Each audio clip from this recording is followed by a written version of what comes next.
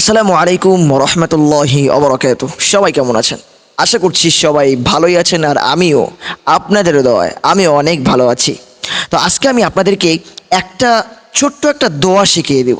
এই দোয়াটা যদি আপনি সকাল সন্ধ্যা পড়তে পারেন, আল্লাহ পাক রব্বুল আলামিন আপনার জিন্দেগির সমস্ত গুনাহ আল্লাহ মাফ করে দিবে। শুধু তাই নয়, আপনার ফ্যামিলিতে যদি অভাব থাকে, অভাব অনটন থাকে, দুঃখ কষ্টে থাকেন, দেখেন যে কোনো জিনিস থেকে বের হতে গেলে আমলটাই হচ্ছে সব থেকে জরুরি বিষয়। কারণ আপনাকে আমল করতে হবে, আমল ছাড়া কোনো দাম নাই। আপনি অনেক জানেন, অনেক বড় আলেম, আপনি অনেক বড় মুফতি, অনেক বড় হাফেজ, অথচ আপনি আমল করেন না, আপনি কিচ্ছু না। এজন্য আপনি জানেন কম, আমল করেন। যতটুকু জানেন ততটুকু আমল করেন, আপনি কামিয়াবি হয়ে যাবেন। আল্লাহু আকবার। আল্লাহ আমাদের সবাইকে আমল করার তৌফিক দান করুক, সবাই বলেন আমিন। আয়েশা রাদিয়াল্লাহু তাআলা আনহুকে একজন সাহাবী প্রশ্ন করলো যে নবী করিম সাল্লাল্লাহু আলাইহি ওয়াসাল্লামের কাছে সবথেকে কোন আমলটা সবথেকে বেশি প্রিয়? নবী করিম সাল্লাল্লাহু আলাইহি ওয়াসাল্লাম বলতেছে যে আমার কাছে হচ্ছে এটাই প্রিয় যে নিয়মিত যারা আমল করে, নিয়মিত আমল, এটাই আমার কাছে সবথেকে প্রিয়। তাই যে কোনো আমল, এটা কিন্তু বুখারী শরীফের হাদিস। তো চলুন আমরা বুখারী শরীফ থেকে আরও একটা হাদিস আমরা শুনে আসি। ওই হাদিস অনুযায়ী আমাদের সবাইকে আমল করার তৌফিক দান করুক, সবাই বলেন আমিন। আবু সাঈদ খুদরি রাদিয়াল্লাহু তাআলা আনহু বর্ণনা করেন যে একবার আনসারদের কিছু সংখ্যক লোক মহানবী সাল্লাল্লাহু আলাইহি ওয়াসাল্লামের কাছে সাহায্য চাইলেন। তাদের যে যা চাইলেন তিনি তাই দিলেন। এমনকি তার কাছে যা কিছু ছিল তা শেষ হয়ে গেল। যখন তার দু হাত দিয়ে দান করার পর সব কিছু শেষ হয়ে গেল, তখন তিনি কি বললেন? দেখো, আমার কাছে তো যা কিছু মালামাল থাকে তা থেকে আমি কিছুই সঞ্চয় করি না। অবশ্য যে নিজেকে মুখোপেক্ষিতা মুক্ত রাখতে চায়, আল্লাহ তাকে তাই রাখেন। আর যে ব্যক্তি ধৈর্য ধারণ করে তিনি তাকে ধৈর্যশীলই রাখেন।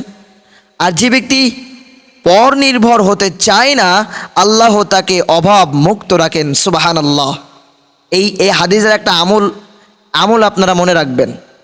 এই হাদিস দ্বারা একটা আমল আপনারা মনে রাখবেন, কখনো কখনো অভাব মুক্ত হবেন না যদি এই আমলটা করেন। ধৈর্য ধরতে হবে, মানে পরের ভরসায় থাকবো এরকম কোনো আশা করলে হবে না। সবসময় আল্লাহর ভরসায় থাকতে হবে, তাহলে আল্লাহ পাক রব্বুল আলামিন আপনাকে অভাব মুক্ত করে দিবে। এটা হাদিসের কথা, রাসূল কারীমের কথা। সবর অপেক্ষা বেশি প্রশস্ত কল্যাণকর কিছু কসমিন কালেও তোমাদেরকে দান করা হবে না। চলুন আমরা আরও একটা হাদিস শুনে আসি, মজাই তো পাচ্ছি নাকি? তো চলুন, রিয়াদ ইবনে ইলাকা রহমতুল্লাহ থেকে বর্ণিত, তিনি বলেন যে আমি মুগিরা ইবনে শুবা রাদিয়াল্লাহু তাআলা আনহুকে বর্ণনা করতে শুনেছি। তিনি বলেন মহানবী সাল্লাল্লাহু আলাইহি ওয়াসাল্লামের সালাত আদায় করতেন যে তার পদযুগল ফুলে যেত। তাকে এ ব্যাপারে জিজ্ঞাসা করা হলো, তিনি বলতেন আমি কি অত্যধিক কৃতজ্ঞ বান্দা হব না? রাসূলও এই বলতেছে যে আমি কি আল্লাহর প্রিয় বান্দা হব না? তারা কেমন নামাজ পড়তেন? তাদের পা ফুলে যেত, দাঁড়িয়ে থাকতেন। আর আমরা কেমন নামাজ পড়ি? আল্লাহ আমাদের সবাইকে বোঝার তৌফিক দান করুক, সাল্লাল্লাহু আমিন। আরও একটা হাদিস ইবনে আব্বাস রাদিয়াল্লাহু তাআলা আনহু থেকে বর্ণিত, রাসূল করিম সাল্লাল্লাহু আলাইহি ওয়াসাল্লাম বলেছেন যে আমার উম্মতের মধ্য থেকে ৭০,০০০ লোক বিনা হিসেবেই জান্নাতে প্রবেশ করবে। এটা খুশির সংবাদ না? আল্লাহ পাক যেন আমাদের সবাইকে ওই ৭০,০০০-এর ভিতরে আমাদের সবাইকে শামিল করুক, সবাই বলেন আমিন। তারা হবে এমন লোক যারা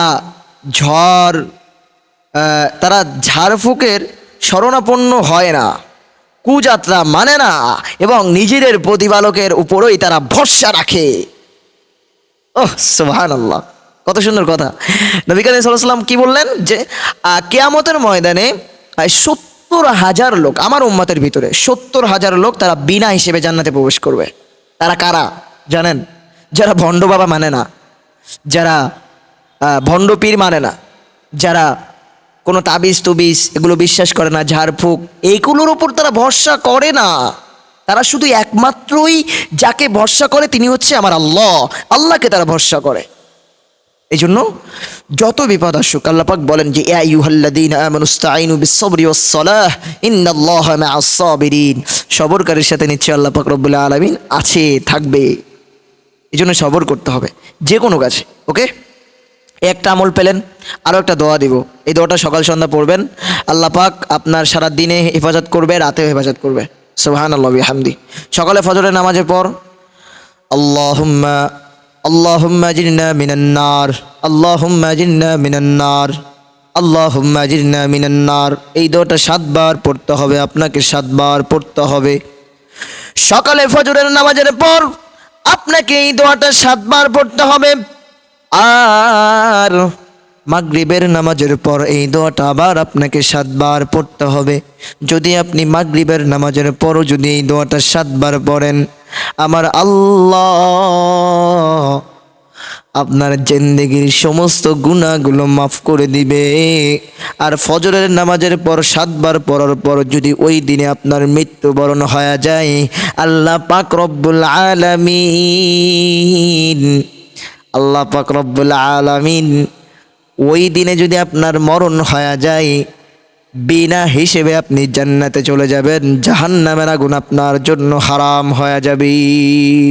সুবহানাল্লাহ।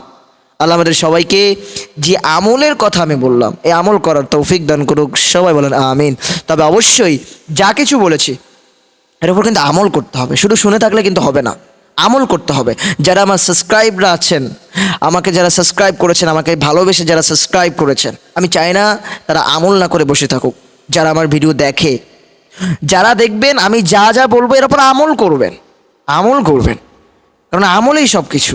আল্লাহ পাক আমাদের সবাইকে বেশি বেশি করে আমল করার তৌফিক দান করুক, সবাই বলুন আমিন। এখনই বিদায় নিচ্ছি, ভালো থাকবেন সবাই, আবারও দেখা হবে পরবর্তী কোনো ভিডিওতে। তো ভালো থাকবেন, আসসালামু আলাইকুম ওয়া রাহমাতুল্লাহি ওয়া বারাকাতুহু।